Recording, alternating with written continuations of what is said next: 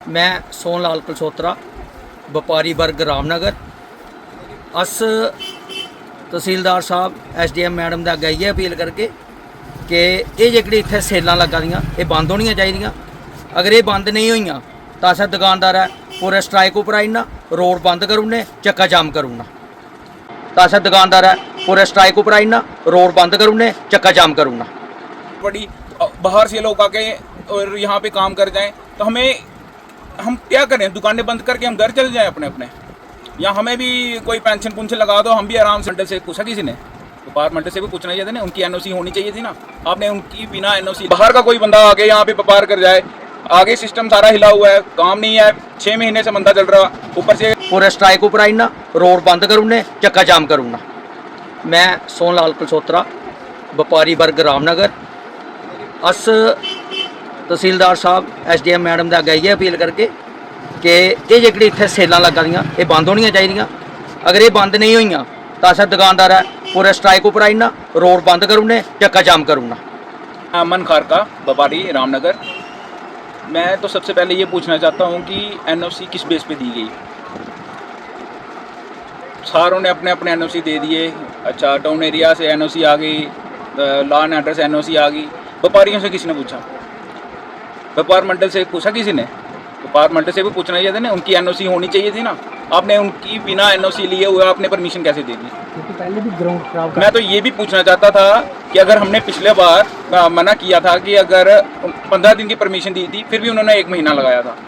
मैं तभी कहा था कि आप बिना व्यापार मंडल के NOC दिए हुए आप परमिशन कैसे दे सकते हो? अगर यहाँ पे एक बॉडी है जो सारी व्यापार को कंट्रोल कर रही है, वो सारा देख रही है व्यापार को, और बाहर का कोई बंदा आके यहाँ पे व्यापार कर जाए, आगे सिस्टम सारा हिला हुआ है, काम नहीं है, 6 महीने से मंदा चल रहा, ऊपर से मौसम की इतनी मार पड़ी, बाहर से लोग आके और यहाँ पे काम कर जाएं तो हम क्या करें? दुकानें बंद करके हम घर चले जाएं अपने अपने, या हमें भी कोई पेंशन पुंशन लगा दो, हम भी आराम से बैठ जाते हैं, घर में रोटी खाते हैं। गरीब को तो पेंशन आ जाती है, हम जैसे लोग हैं नहीं किसी के हाथ फैला सकते हैं, नहीं किसी के आगे बोल सकते हैं। हम किसके आगे बोलें? काम तो उतना ही है ना। अगर रामनगर में 200 बंदा रोज का गांव से कोई यहाँ पे आ रहा है, 200 बंदा हर दुकानदार के पास घूमेगा और रामनगर के 200 दुकानदार को रोजगार मिलेगा। अगर कोई बाहर का बंदा आके कम रेट में वो सामान बेच जाए तो सारा रोजगार तो उसी को चले गया, तो हम क्या करेंगे यहाँ बैठ के?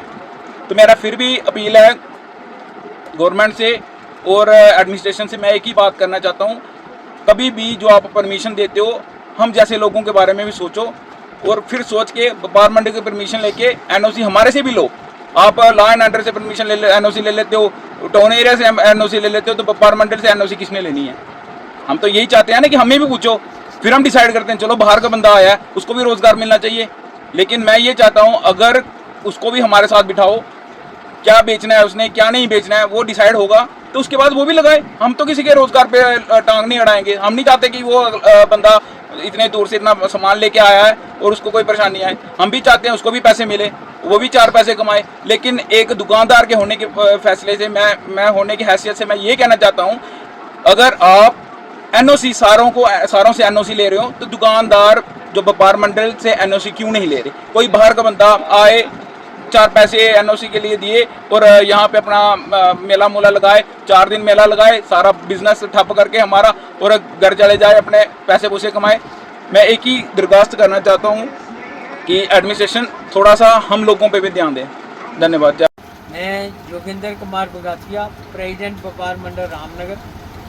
आज हमारी सब दुकानदारों से मीटिंग हुई है, क्योंकि दुकानदार भाइयों ने यही सोचा कि जो पहले भी यहाँ पर जो एग्जीबिशन लगी थी, वही एग्जीबिशन जो है दोबारा रामनगर में लगवाने लगे।